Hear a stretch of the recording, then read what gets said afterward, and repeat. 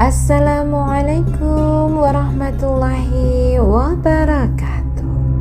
Kami dari Guru KB TKIT Al-Hikmah Bence Garum Blitar mempersembahkan perjalanan indah dan mengharukan dari keluarga yang menjadi contoh teladan, yaitu pengorbanan keluarga Nabi Ibrahim. Kami ucapkan selamat menikmati.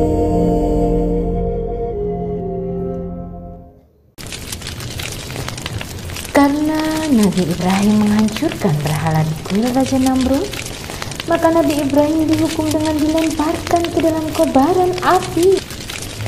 Allah tak membiarkan Nabi Ibrahim teraniaya. Api pun tak dapat membakar tubuh Nabi Ibrahim sehingga beliau dapat keluar dari dalam api dengan selamat. Kemudian bersama Sarah istrinya, Nabi Ibrahim meninggalkan negerinya menuju ke Palestina. Dari Palestina, Nabi Ibrahim dan Sarah tiba di Mesir. Saat itu Mesir ada di bawah kekuasaan Raja Amalekit yang sangat menyukai wanita-wanita cantik. Anak-anak tersayang, Bunda Sarah adalah wanita yang jelita. Melihat kecantikannya, Raja berniat meminang Sarah menjadi istrinya. Setelah itu, sang Raja hendak mendekati Bunda Sarah. Ternyata Raja tidak dapat mendekati Bunda Sarah. Kakinya seolah tertanam di lantai. Akhirnya Raja melepaskan Nabi Ibrahim dan Bunda Sarah. Sebagai hadiah, Raja memberikan seorang hamba wanita bernama Hajar kepada mereka berdua.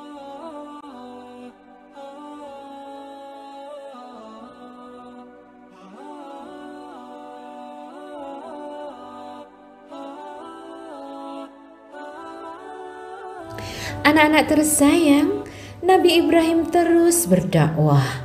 Namun beliau tidak juga diberi seorang anak yang dapat melanjutkan tugas dakwahnya. Padahal usianya sudah semakin lanjut. Melihat hal itu seolah ikut merasakan apa yang Nabi Ibrahim merasakan. Bunda Sarah ingin sekali Nabi Ibrahim untuk segera memiliki buah hati, walaupun itu tidak dari rahimnya sendiri. Bunda Sarah punya keinginan agar Bunda Hajar menjadi istri kedua dari Nabi Ibrahim. Untuk itu, Bunda Sarah selanjutnya menyampaikan keinginan itu kepada Bunda Hajar. Pada awalnya Hajar tidak mau, namun pada akhirnya karena Bunda Sarah memaksa meminta dengan sangat agar Bunda Sarah mau menikah dengan Ibrahim, akhirnya Bunda Hajar menyetujui usul Bunda Sarah. Lalu Bunda Sarah menyampaikan keinginan itu kepada Nabi Ibrahim. Pada awalnya Nabi Ibrahim menolak karena besarnya rasa kasih, rasa cinta dan sayang Nabi Ibrahim kepada Bunda Sarah. Namun pada akhirnya Nabi Ibrahim menerima keinginan Bunda Sarah untuk menikahi Bunda Hajar. Akhirnya menikahlah Nabi Ibrahim dengan Bunda Hajar atas permintaan Bunda Sarah. Akankah dari pernikahan Nabi Ibrahim dan Bunda Hajar akan segera Allah karuniai buah hati yang akan melanjutkan dakwah perjuangan Nabi Ibrahim?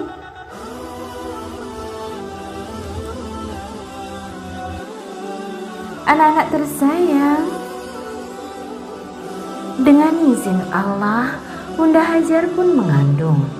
Tidak lama kemudian, lahirlah bayi kecil yang diberi nama Ismail. Dengan dada yang dipenuhi kasih sayang dan rasa syukur mendalam atas karunia Allah, Nabi Ibrahim mendekap Ismail erat-erat. Sudah puluhan tahun beliau menginginkan anak. Kini pada usia senja, anak yang didambakan itu lahir. Air mata sang nabi berlinang-linang menahan haru.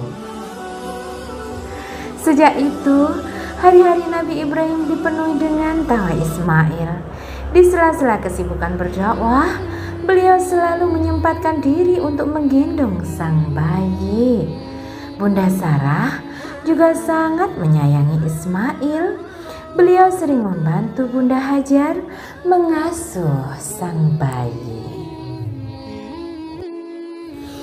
Nabi Ibrahim adalah suami yang lembut. Beliau tahu bahwa walaupun amat menyayangi Ismail, sebenarnya Bunda Sarah sangat ingin memiliki putra yang lahir dari rahimnya sendiri. Putra solih yang akan melanjutkan dakwah mereka. Nabi Ibrahim menyadari betapa beratnya perasaan Bunda Sarah. Beliau sangat ingin meringankan beban itu. Karena itu, dalam setiap kesempatan berdoa, Nabi Ibrahim dan Bunda Sarah meminta agar Allah berkenan menurunkan seorang lagi penerus dakwah dari rahim Bunda Sarah. Belum lagi doa itu terkabul. Allah yang Maha Penyayang menurunkan sebuah ujian yang sangat berat. Nabi Ibrahim dititah untuk membawa Bunda Hajar dan bayinya pergi ke sebuah tempat yang sangat jauh. Perpisahan ini terasa sangat berat di hati Bunda Hajar dan Bunda Sarah. Tetapi kehendak Allah ada di atas segalanya. Nabi Ibrahim dititah untuk pergi ke sebuah tempat sunyi yang tak berpenghuni di tengah gurun yang tandus dan gersam. Apa yang terjadi pada Bunda Hajar dan Ismail di tempat yang baru itu?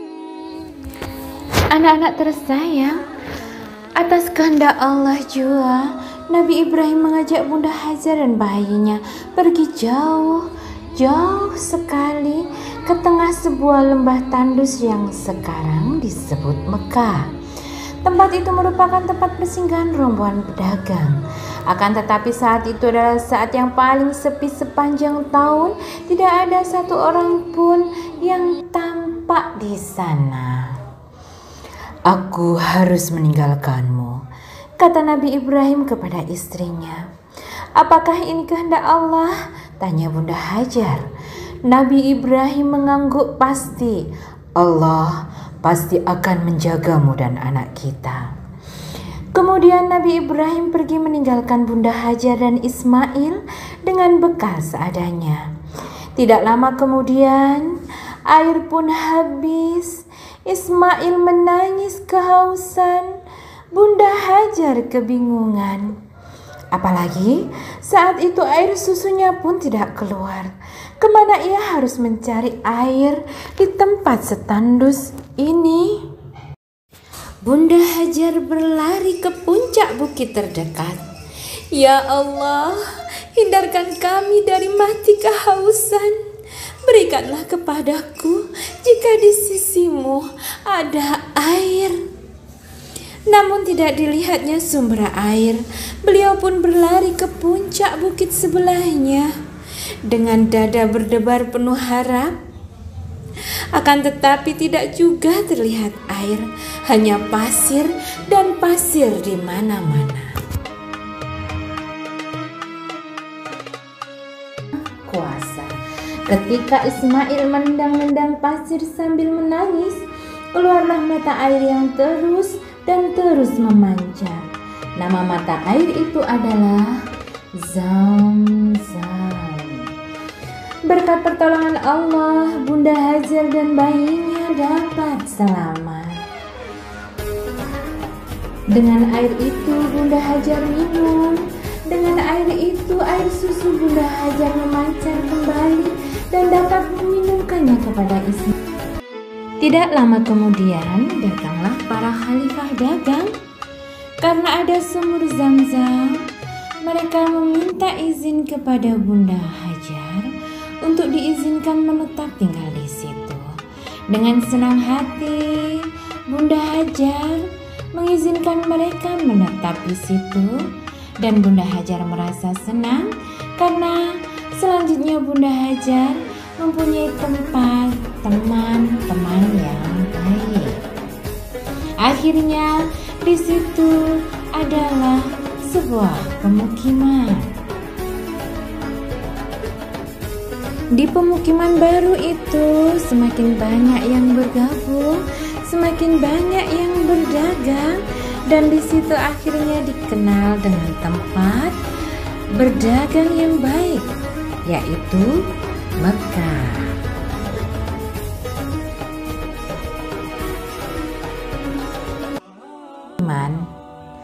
Alangkah bahagianya Bunda Hajar kembali dijenguk oleh Nabi Ibrahim. Alangkah bahagianya Nabi Ibrahim melihat Ismail telah tumbuh menjadi anak yang saleh.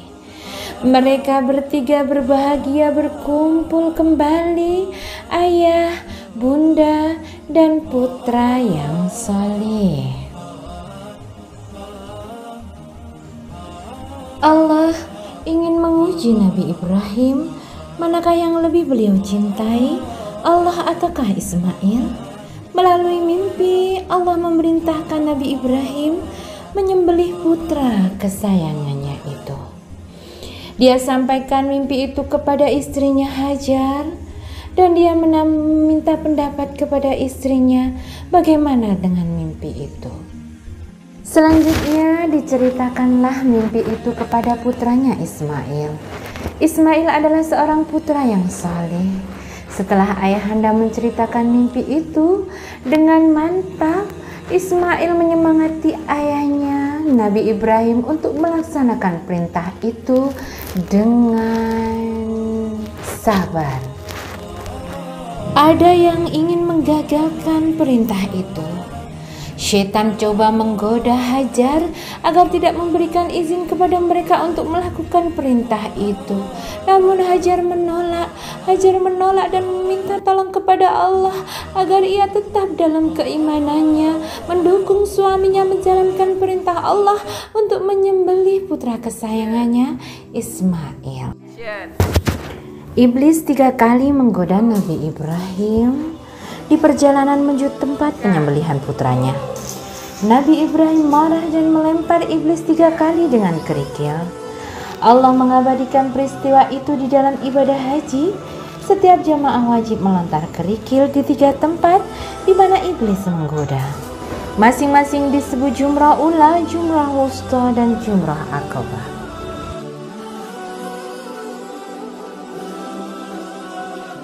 Ketika Nabi Ibrahim akan menyembelih putranya, Allah mengganti Ismail dengan seekor domba yang besar disertai panggilan, "Hai Ibrahim, engkau telah melaksanakan mimpi itu." Nabi Ibrahim dan Ismail bersujud penuh syukur. Mereka telah membuktikan bahwa mereka amat mencintai Allah melebihi segalanya. Demikianlah persembahan dari kami, drama tentang cerita pengorbanan keluarga Nabi Ibrahim. Memperkenalkan pemeran drama kali ini adalah Ustazah Susana sebagai Nabi Ibrahim, Ustazah Pur sebagai Bunda Sarah, Ustazah Ambar sebagai Bunda Hajar, dan Ustazah Tari sebagai Ismail kecil. Sebagai kafilah dagang ada Ustazah Santi, Ustazah Dia, dan Ustazah Fitri. Dan berperan sebagai syaitan ada Ustazah Fevi dan Ustazah Nuri. Sebagai sutradara dan editor ada Ustazah Lina. Semoga ada hikmah yang bisa dipetik dari cerita ini. Ada cerita yang bisa diteladani. Terima kasih atas perhatian. Mohon maaf bila ada kekurangan. Wassalamualaikum warahmatullahi wabarakatuh.